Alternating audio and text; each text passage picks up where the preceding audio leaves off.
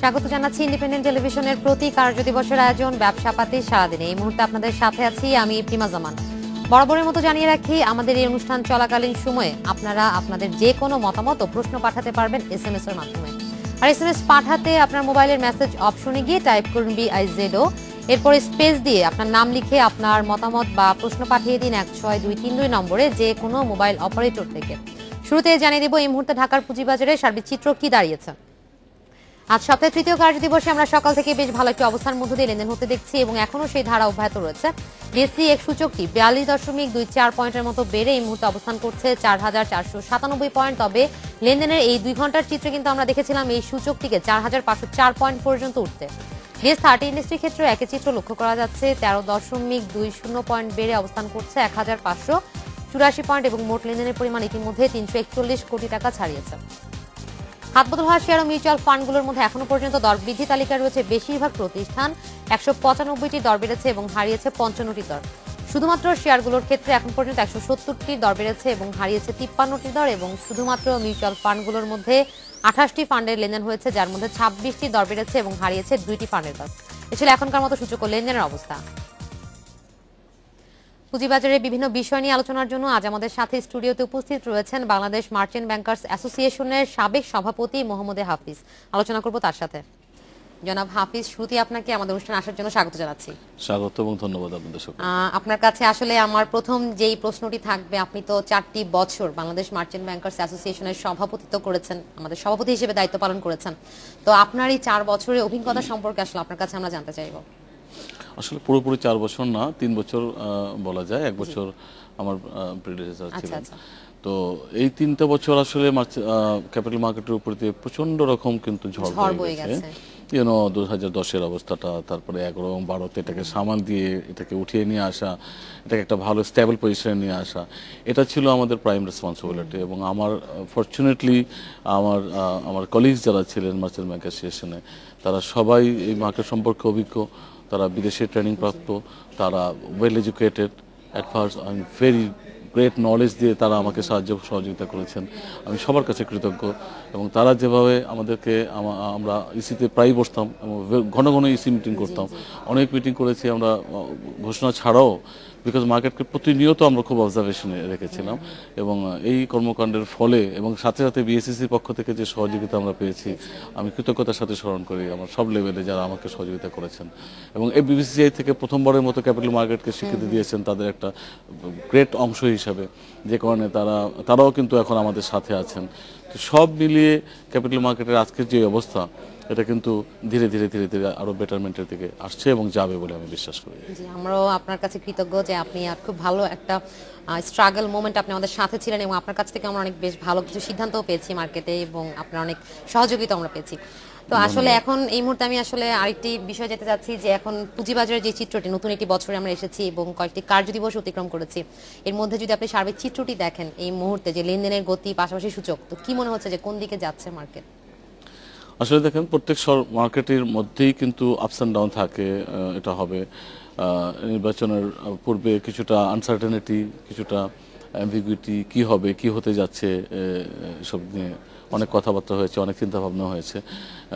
সব দেশেই কিন্তু এটা থাকে। থার্ড ওয়ার্ল্ড কান্ট্রিতে এগুলো অ্যাকচুয়ালি বেশি হয়।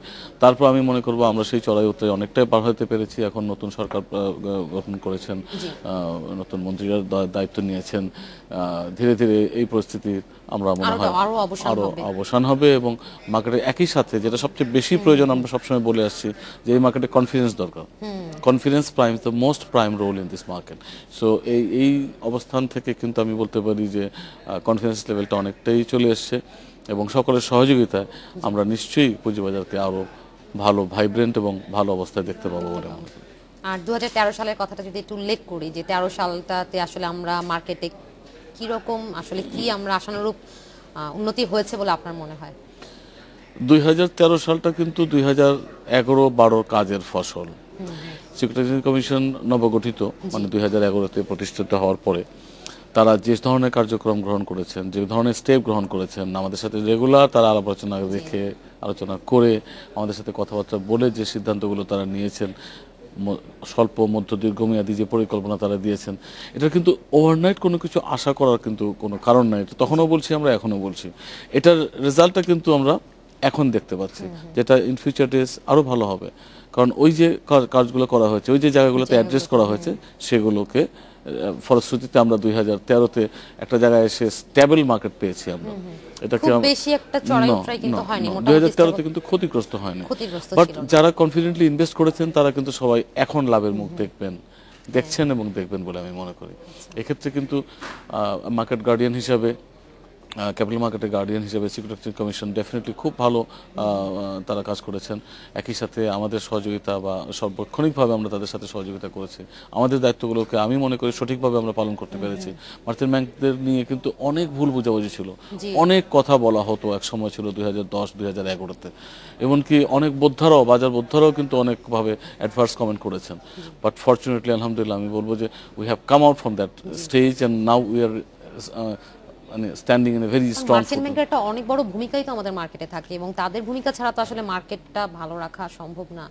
মার্চেন্ট ব্যাংকের যে ভূমিকা আমরা দেখি আমাদের মার্কেটে, তো আপনার কাছে কি মনে হচ্ছে যে 2010-এর যে ধসটা ছিল সেখান থেকে তো সবচেয়ে বেশি ক্ষতিগ্রস্ত যা হয়েছে আপনাদের মার্চেন্ট ব্যাংকের তরফ থেকে, এবং আপনারা অনেকটা তহবিল সংকটেও ছিলেন, তো এখন আসলে কতটা সম্ভব হবে নতুন বছরে এসে এই তহবিল সংকট কাটানো, যেটা এখনো মার্কেটের চিত্র ভালো? আমি একটা জিনিস বিশ্বাস করি, 2014-তে এসে যদি প্রত্যেকটা মার্চেন্ট ব্যাংক তাদের প্রুডেন্ট জাজমেন্ট দিয়ে ইনভেস্টমেন্ট করেন, যেভাবে আমরা করে আসছি, অনেকেই কিন্তু এই লসটাকে কাটিয়ে উঠতে পারবেন। এবং 2014-র শেষের দিকে কিন্তু অনেকগুলো মার্চেন্ট ব্যাংকই পুঁজি বাড়ানোর জন্য যে পদক্ষেপ নেয়, অর্থাৎ পাবলিক ইস্যু করা বা মার্কেটের শেয়ার ছেড়ে সেখান থেকে পুঁজি উত্তোলন করে, like you see almost all advance countries, তাদের কিন্তু মার্চেন্ট ব্যাংকের আর লিস্টেড কোম্পানিজ। আমাদের এখানে আনফর্চুনেটলি কিছু সংখ্যক লোক মনে করতেন এটা বোধহয় কি হতে যাচ্ছে, মানে তারা নতুন কিছু করতে ভয় পায়। আসলে নতুন কিছু করতেই হয়, এবং সেখানে করতে হয় with the dynamic leadership, dynamic professionalism, with the vision. যদি কেউ কাজ করে তাহলে কিন্তু দেখবেন যে তারা একটা জায়গায় চলে আসছে। যেহেতু বিদেশে সব জায়গায় merchant bankers are the listed company, বাংলাদেশে কেন হবে না, এই দাবি আমাদের ছিল। সিকিউরিটি কমিশন এটা মেনে নিয়েছেন, এবং আমার ধারণা 2014-র শেষের দিকে দেখবেন যে বেশ কিছু merchant bank will come up their proposition to raise their funds from this capital market, যে ফান্ডটা মার্কেটের মূল ফান্ড হিসেবে কাজ করবে। এবং যেহেতু তারা এই ফান্ডটাকে অত্যন্ত প্রুডেন্টলি ইউজ করবেন, সেক্ষেত্রে কিন্তু বাজার ধসের সম্ভাবনা আরো কমে আসবে। What we need is support from all sectors, from the BSSC, from Bangladesh Bank, from the government, from the Finance Ministry, সব তরফ থেকে আসলে this support we need very much. আপনি বিনিয়োগকারীদের আস্থার কথা বলছিলেন যে এখন ধীরে ধীরে তাদের আস্থাটা অনেকটাই বেড়েছে, পাশাপাশি প্রাইম রোল আসলে তাদের আস্থাটা, কিন্তু এর পাশাপাশি কি প্রাতিষ্ঠানিক বিনিয়োগকারীদেরকে আপনার মনে হচ্ছে না যে এই মুহূর্তে মার্কেটে আসলে তাদের ভূমিকাটাও অনেক বেশি জরুরি? আদার দেন মার্চেন্ট ব্যাংকার্স, প্রাতিষ্ঠানিক বিনিয়োগকারী যারা, তারা কিন্তু প্রফিটের উদ্দেশ্য নিয়ে আসেন। আমরা কিন্তু সবসময় একটা কথা বলতাম বা বলি, সেটা হচ্ছে share is not a business, share is an investment. এখানে প্রাতিষ্ঠানিক বিনিয়োগকারীরা এই ইনভেস্টমেন্টের মূল ভূমিকা পালন করতে পারেন, এবং তারা করছেনও। এখানে যদি if they behave like a day trader, they behave like a 3 days trader or 9 days trader, তাহলে কিন্তু তারা লাভ সাময়িকভাবে পাবে ঠিকই, but they are not contributing to the capital market. Capital market is the place where the capital will be formed. এখান থেকে এই পুঁজি দিয়েই কিন্তু দেশের ইন্ডাস্ট্রিয়ালাইজেশন হবে, দেশের এমপ্লয়মেন্ট হবে, দেশের জিডিপিতে কন্ট্রিবিউশন হবে। আলটিমেটলি ক্যাপিটাল মার্কেটের ভূমিকা অস্বীকার করার কোনো স্কোপ নাই কারো। অতএব যারা প্রাতিষ্ঠানিক বিনিয়োগকারী তারাও অনেক ম্যাচিউর হয়ে উঠতেছেন ধীরে ধীরে। আপনারা জানেন যে ক্যাপিটাল মার্কেটের ইতিহাস খুব বেশি লম্বা চড়া ইতিহাস না আমাদের দেশে, ম্যাক্সিমাম 20 years, 20-25 বছরের ইতিহাস। 1996-এর আগে ক্যাপিটাল মার্কেট বলে যে একটা মার্কেট ছিল, এটাই তো অনেকে জানে না। হ্যাঁ, তো এখন তো মানুষের জানতেছে, বুঝতেছে, পিপল আর বিকামিং মোর ম্যাচিওর। একটা কথা আছে, যেখানে আপনি ঠকেছেন সেখানেই কিন্তু লাভ করার জায়গা। এটা পুরনো প্রবাদ, খনার বচনও আছে এটা নিয়ে। তো এক্ষেত্রে কিন্তু আমি মনে করি মার্চেন্ট মার্কার্সরা ছাড়াও প্রাতিষ্ঠানিক বিনিয়োগকারীরা তাদের যথাযথ রোল প্লে করছেন, এবং ভবিষ্যতের দিনগুলোতে আরো ম্যাচিওর রোল প্লে করবেন বলে মনে করি। আমরাও তেমনটাই প্রত্যাশা করব। আরেকটি বিষয় যে আসলে এই সময়ের মধ্যে, যেটা আমি আপনাকে বলছিলাম যে নতুন বছরে কয়েকটি কার্যদিবস লেনদেন হয়েছে, তো এই সময়ের মধ্যে যে চিত্রটি আসলে উঠে এসেছে লেনদেনের ক্ষেত্রে, আপনিও দেখেছেন যে বেশ ভালো একটা লেনদেন, পাশাপাশি বাজার মূলধন অনেকটা বেড়েছেন, প্রায় 9,000 কোটি টাকা। কিন্তু আবার সেই ক্ষেত্রে গত বছরের সাথে যদি তুলনা করি আমরা, সেখান থেকে এই কয়েক কার্যদিবসে এতটা মূলধন বেড়েছে, এটা আসলে আপনার কি মনে হচ্ছে, কতটুকু পজিটিভ আসলে আমাদের জন্য? খুবই কম কয়েকটি দিনে মার্কেট আসলে ক্যাপ বাড়ার কারণ কিন্তু যেহেতু শেয়ার প্রত্যেকটা শেয়ার প্রাইসই একটু করে বেড়েছে। আসলে আমি আরেকটু যদি অ্যাড করি, আপনি ডিএসসি এক্স সূচক এবং 30 সূচকটি তো আমরা গত বছরই যাত্রা শুরু করেছিল এবং এরপরে গত বছর জুড়ে ওই সূচকটি কিন্তু 211 পয়েন্ট বেড়েছে, কিন্তু এই কয়েক কার্য দিবসে কিন্তু 188 পয়েন্ট প্লাস হয়েছে জাস্ট কয়েক দিনে। বছরটা তো আমি বাদই দিলাম। আপনার কি মনে হয় যে অবস্থাটা কি আসলে খুব পজিটিভ হবে? কেননা আমাদের খুব র্যাপিড চেঞ্জ হয়, যেটা হয় শার্প ফল করা অথবা শার্প উঠে যায়। আর আসলে কোন ধরনের চেঞ্জ আপনি আশা করেন? ক্যাপিটাল মার্কেটের ধর্মটাই এটা আপস এন্ড ডাউন থাকবে, টিপসি টপে মার্কেট, এটা ভোলাটিলিটি থাকবে, আর না হলে কিন্তু ক্যাপিটাল মার্কেট আমাদের চিত্রটা তো ভিন্ন হয়, যে খুব বেশি উঠে খুব বেশি নামে। If you think the straight line index, that's not an index at all. যদি মনে করেন ইন্ডেক্স সবসময় একই সমান থাকবে, দ্যাট মিনস স্টেবল মার্কেট, যেখানে আগে কিছু কিছু আমাদের মুরব্বীরা এটা মনে করতেন যে এটা বোধহয় স্টেট লাইন ইন্ডেক্স হলে বোধহয় সবচেয়ে ভালো, এটাকে বোধহয় কোনো কিছু চেঞ্জ না হোক। That is not the thing in the capital market. What happens is, এখানে নতুন ইনভেস্টমেন্ট আসবে, নতুন এক্সপেকটেশন আসবে, নতুন স্পেকুলেটররা থাকবে, সবকিছু থাকবে। They are all part of this game. এই বিজনেসটার ধর্মই এটা। এখানে আপনি এই ধর্মটাকে অস্বীকার করার কোনো স্কোপ নাই। লাইক ক্রিকেট খেলাতে বাউন্সার দিবেই, you cannot deny that bouncer. So এখানে আমাদের এটা অ্যাকসেপ্ট করে নিতেই হবে, অ্যাকসেপ্ট করতেই হবে। This is number 1। নাম্বার 2, এই যে বলেন বাজার মূলধন বৃদ্ধির কথা, বাজার মূলধন বেড়েছে বিকজ অফ মার্কেটের ট্রানজাকশন বেড়েছে, একই সাথে প্রাইস লেভেল একটু হাই হয়েছে। বাট প্রাইস লেভেল কিন্তু ওই লেভেলে যায় নাই 2010-এ যেখান থেকে আমরা ফেলেছি। আমি একটু প্রাইস লেভেল নিয়ে আরো কথা বলবো, আমাদের একটা বিরতির সময় হয়ে এসেছে। আলোচনা এই পর্যায়ে বিরতি নিচ্ছি, আমাদের সাথেই থাকুন। আপনারা দেখছেন ব্যবসাপাতির সারাদিনে। বিরতিতে যাওয়ার আগে পুঁজিবাজারের বিভিন্ন বিষয় নিয়ে আলোচনা করছিলাম বাংলাদেশ মার্চেন্ট ব্যাংকার্স অ্যাসোসিয়েশনের সাবেক সভাপতি মোহাম্মদ হাফিজের সাথে। তার সাথে আলোচনায় আবারও ফিরছি। জনাব হাফিজ, বিরতিতে যাওয়ার আগে আপনি প্রাইসের লেভেলের কথা বলছিলেন শেয়ারের। তো আমি যে বিষয়টি একটু আপনার এই কথার সাথে জানতে চাইবো যে রিসেন্ট আরেকটা সিনারিও রয়েছে, যেটা গত বছরও ছিল আসলে শেষের দিকে এসে, কিছু স্বল্প মৌলভিত্তিক কোম্পানি যেগুলো রয়েছে তাদের শেয়ারের দর অস্বাভাবিক হারে বেড়েছে। পাশাপাশি আমরা দেখেছি ডিএসসির পক্ষ থেকে যখন সেই সব প্রতিষ্ঠানের এসব কারণ দর বৃদ্ধির পেছনে কারণ জানতে চাওয়া হয়েছিল, কোম্পানিগুলো কিছু জানাতে পারেনি এবং লাস্টে এমনও চিত্র ছিল যে ট্রেড বন্ধ করে দেওয়া হয়েছে। আসলে এই চিত্রটা আমাদের মার্কেটের জন্য কতটুকু গ্রহণযোগ্য? কারণ এই চিত্র থেকে আমরা বের হয়ে আসতে পারছি না কেন?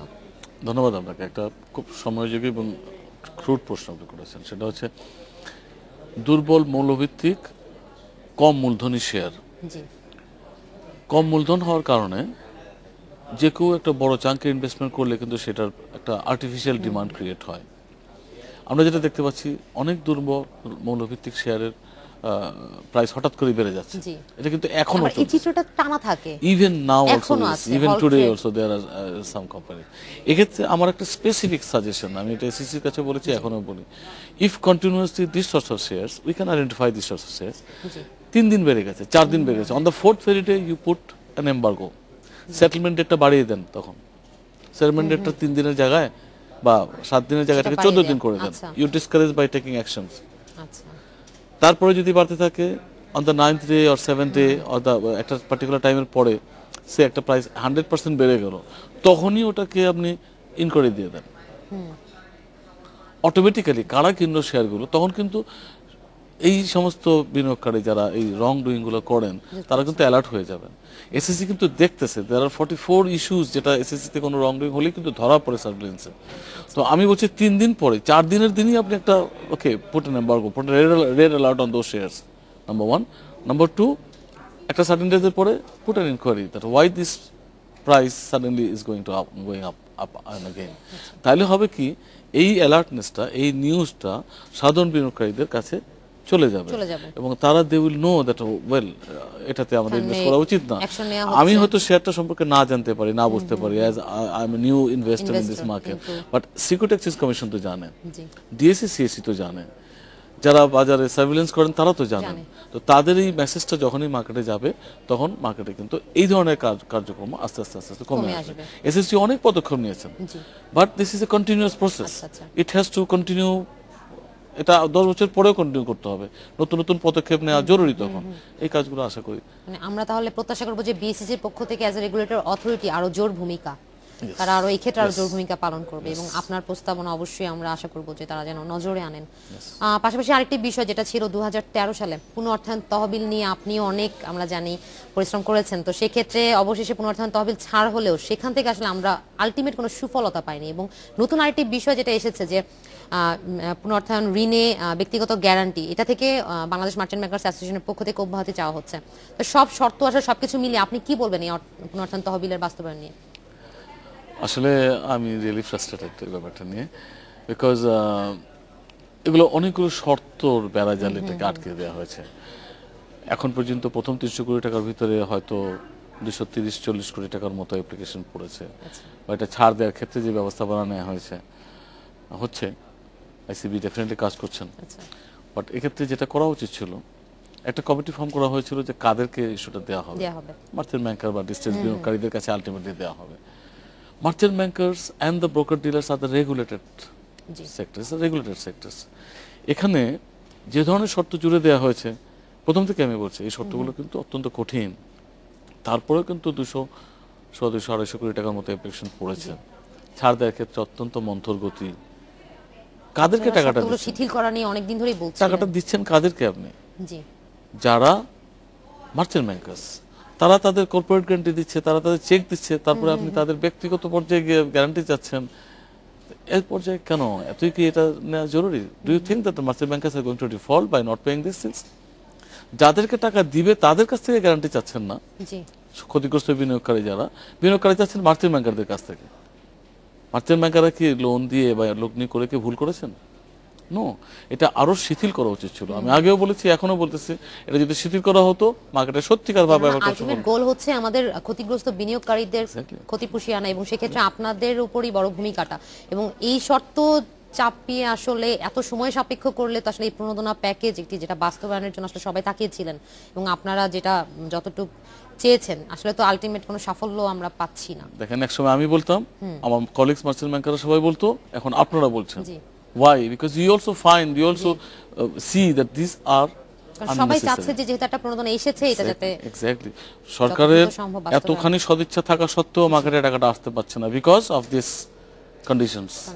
তো ওয়াই দিস কন্ডিশনস? আমরা নিজেরা দেখা করে বসে আলাপ আলোচনা করে বলেছি এটাকে কমিয়ে নিয়ে আসেন, এটাকে এত কিছু দরকার নেই, করেন, because we are responsible, we are giving our cheques in advance. সেটা কেন আপনারা এত কিছু দিলেন? তো anyway, the person who are responsible they will answer this. এখন আপনার কি মনে হয় যদি অতি শীঘ্রই শর্তগুলো শিথিল করা হয় তাহলে কতটুকু বিনিয়োগকারীরা আসলে ডেফিনেটলি বাকি 600 কোটি টাকা যেটা আছে সেটা মার্কেটে চলে আসবে। এটা দিয়ে এই 900 কোটি টাকা দিয়ে মার্কেটে যে খুব বেশি কিছু হবে তা কিন্তু না। যেটা হবে সেটা হচ্ছে কনফিডেন্স। আমি কিন্তু 1 বছর আগেই কথাটা বলেছি, সেই কনফিডেন্সটা মার্কেটে আসবে এবং আমার সম্মানিত বিনিয়োগকারী ভাইয়েরা বুঝতে পারবেন যে না, আমাদের সাথে কেউ আছেন, আমাদের সাথে সরকার আছেন। আমরা যদি এরকম হয়, এটা না হয়। তো এতদিনে ডেফিনেটলি সবাই আমরা মার্কেট সম্পর্কে বুঝে গেছি। তারপরেও নতুন নতুন বিনিয়োগকারী তো আসছে। আপনি যদি সিডিবিএলে দেখেন, প্রতি মাসেই কিন্তু নতুন অ্যাকাউন্ট খোলা হচ্ছে। তো যারা নতুন আসতেছে তারা কি করবে? তারা কি করে বুঝবে এই মার্কেটকে? সঙ্গত কারণেই তাদের জন্য কিছু সিগন্যাল, কিছু প্রচ্ছন্ন এগুলো থাকা দরকার, তাহলে সেটা মার্কেটের জন্য ভালো হয়। আমরাও আসলে এমনটাই চাচ্ছি। আরেকটি বিষয় যেটা হচ্ছে 2013-তে বিএসইসি এ গ্রেডের উন্নতি হয়েছে এবং সেটাও আমাদের জন্য একটা বড় আশানুরূপ 2013-তে পাওয়া। এখন সেক্ষেত্রে আমি একটা বিষয় জানতে চাইবো যে বিএসইসির পক্ষ থেকে যে বিদেশি প্রতিনিধি, বিদেশি বিনিয়োগ প্রতিষ্ঠান এবং বিদেশি বিনিয়োগকারীদের সঙ্গে তাদের যোগাযোগ রক্ষার স্বার্থে তার একটি আন্তর্জাতিক সম্পর্ক বিভাগ নামে একটি বিভাগ খুলেছে, আপনি এই বিভাগটি নিয়ে কি বলবেন? আমি প্রথমেই মিডিয়ার মাধ্যমে ধন্যবাদ এবং কংগ্রেচুলেশনস জানাই টু দ্য বিএসইসি চেয়ারম্যান সাহেব এবং মেম্বারদেরকে। তারা অনেক পরিশ্রম করে কিন্তু আজকে এই উত্তরণ তাদের ঘটেছে। Now they are a graded securities exchange in the world.